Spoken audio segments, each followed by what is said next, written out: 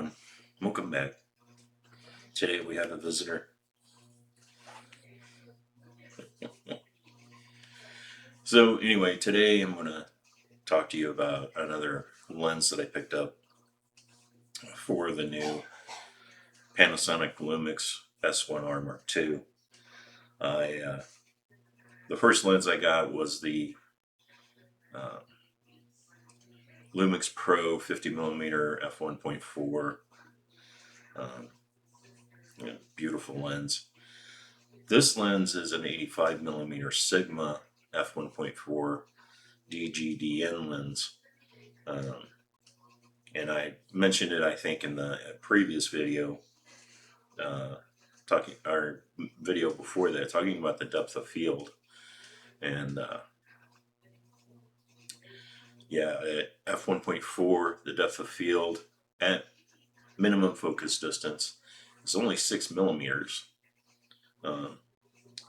which is shallower than this little girl's eyelashes to the surface of her eyeball. And moving to f2 and f2.8 actually doesn't get you very much in additional depth of field at the closest focal distance.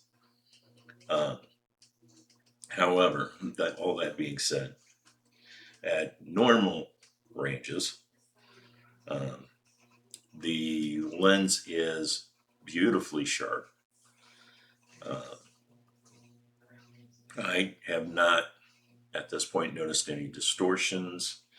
Of course, this is a first review. I've only had it about 3 weeks, maybe 4 weeks. And it's been on the camera. Hey, sweetie, can I put you down? Let's put you down. Okay. That's a good girl. So we have it here mounted. I have the hood on. I think this one has a release, maybe not.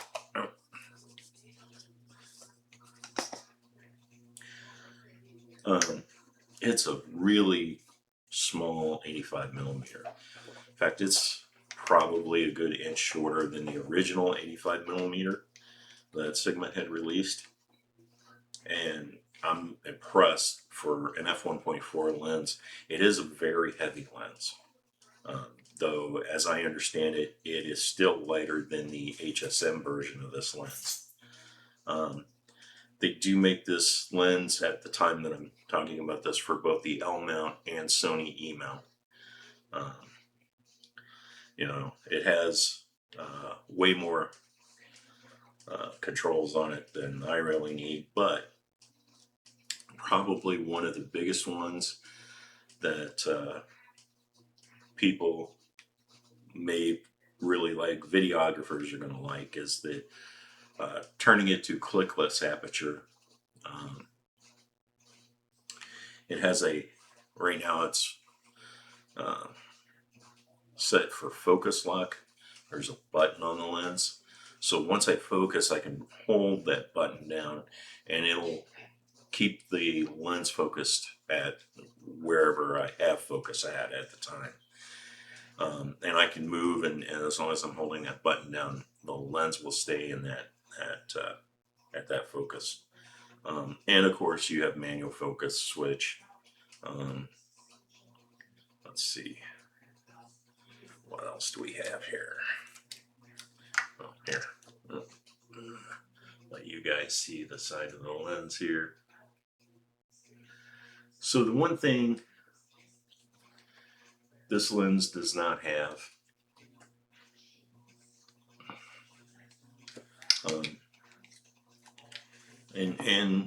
all the lenses for this camera are basically the same way,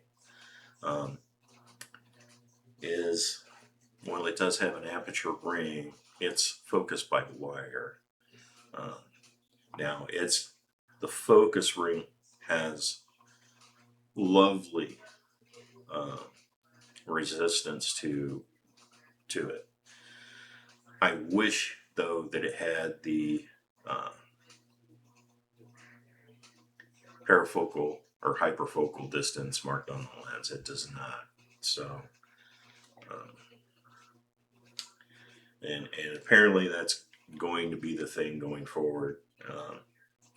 I do kind of miss that, but it is available on my Leica camera. So anyway, um, like I said, the lens it's a really nice lens. And in doing research, what I found was everybody was basically talking about when they compare it to the Lumix 85mm f1.8, you know, you get that extra stop of light. I really like having all three of those, my prime lenses, having the same f1.4. That way I know how the lens is going to respond to light, no matter which lens I have on it. And I did pick up a couple of other lenses. I picked up the 35mm f1.4 as well. And I have not used that lens yet. So anyway, and I did pick up the 70 to 200 Sigma lens. And excuse me, getting a little scratch in my throat. Anyway, the lens focuses, these Sigma lenses focus super fast. They actually focus faster than the Panasonic lenses generally.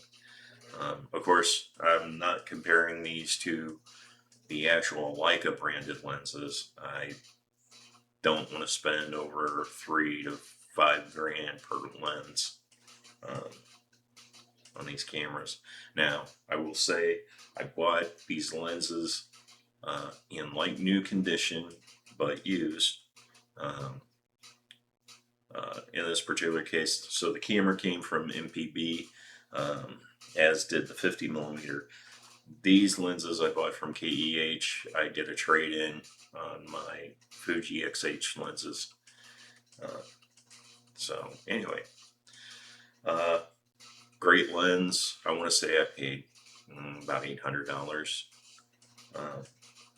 for the 85 and the 35mm as well. So if you go back to the images I took a couple of weeks ago, there's some examples that I took with this camera. Otherwise, stay tuned because there's going to be a whole lot more coming. I just really wasn't prepared to show pictures today. So anyway, I hope you enjoyed this video. If you did, please press the like and subscribe buttons. I would appreciate it. And thanks. See you next week.